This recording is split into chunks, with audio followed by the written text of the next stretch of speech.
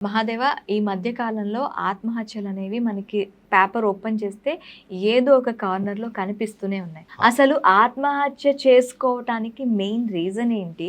వీళ్ళకి జాతకపరంగా ఏమైనా దోషాలుంటాయా? లేదంటే దృష్టి దోషాలు అంటారు, చేతబడి ఇవి అవి అంటారు.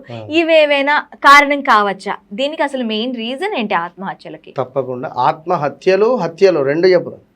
ఓకే. హత్య ఒకడు చేస్తున్నాడు అన్నా లేదా ఆత్మహత్యకు మనం గురవుతున్నామన్నా కూడా దీనికి మెయిన్ ఎస్పెషల్లీ ఖచ్చితంగా జాతకరీత్యా నడిచే దశ అంతర్దశలే, వేరే ఏది లేదు. దీనికి అధిపతి శనైశ్వరుడు.